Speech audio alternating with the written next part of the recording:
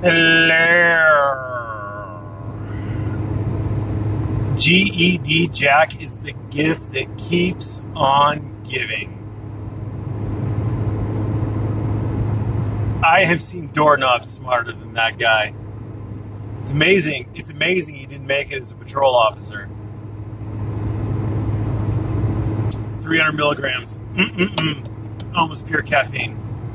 Best thing since sliced bread. And it is sugar-free. It's diet, so don't give me a hard time about it. And yes, it is all chemicals, but life is all chemicals. You're all chemicals. I'm all chemicals. We're all just all chemicals, so Anyway, Jack puts out a video this morning. Texas Sheepdog 72, in case you're wondering. He's standing on the street corner, and he's already explaining his actions to a bystander. He says that Chief McAnus, it's my pet name for him because I don't have any respect for McAnus because he's a spineless douchebag. But whatever. What do I know? I'm just a first-year family law attorney. But Jack says to this bystander that that Chief McAnus thinks that insulting police officers is a crime.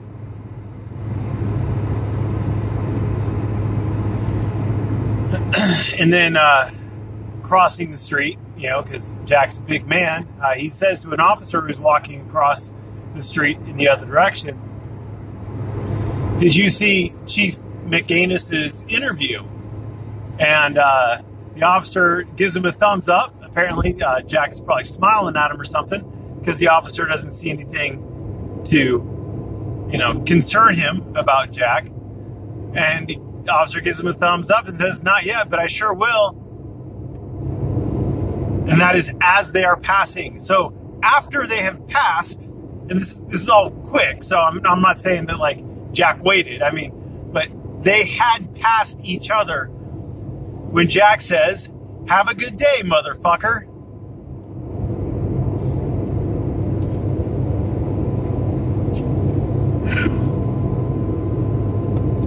Oh my God, if this community didn't amuse me as much as it does, I swear to God I would have left. But Jack's fucking hilarious. He's unintentionally hilarious, but he's hilarious.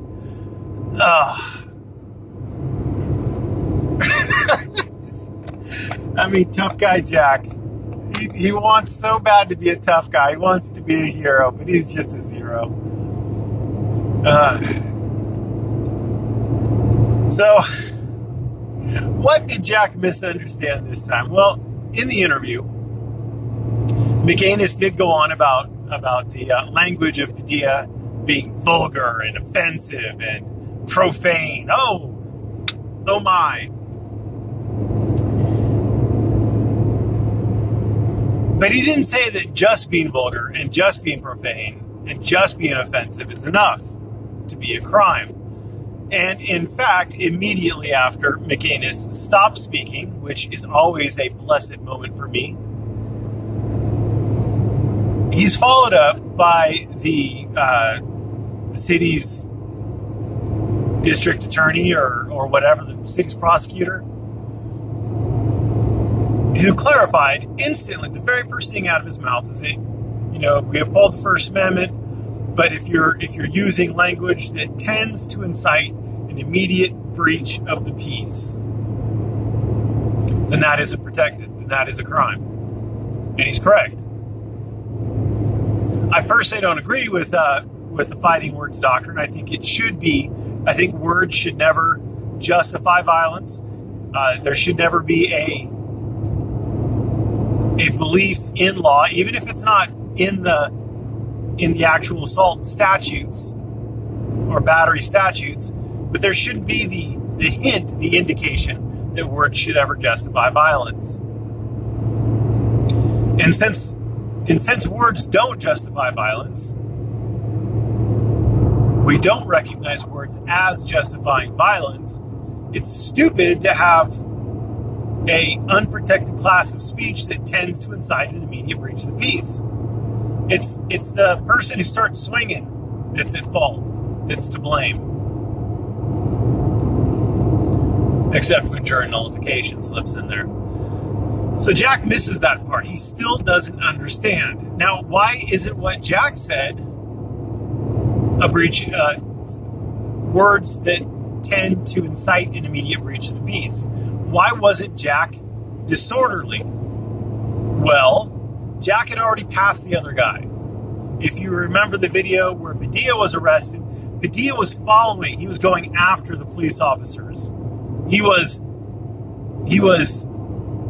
making the encounter continue. Jack was terminating the encounter. He was walking away. If a jury looked at that, they would see both men are walking away from each other. Is that have a good day, motherfucker? First of all, would that by itself tend to incite an immediate breach of the peace? I don't think it would.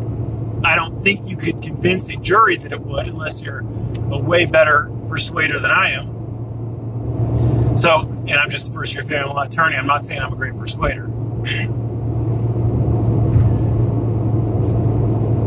So what Jack did, it would be very hard to shoehorn what Jack did into being disorderly conduct. And if you can't spot the, like, if you're like Jack and you're not smart enough to spot the difference between what Jack did and what Padilla did, what the difference between just swearing at or around an officer and inciting an immediate breach of the peace, if you can't see the difference, well, then you're probably not qualified to go out on patrol. Thanks for watching. Have a great day.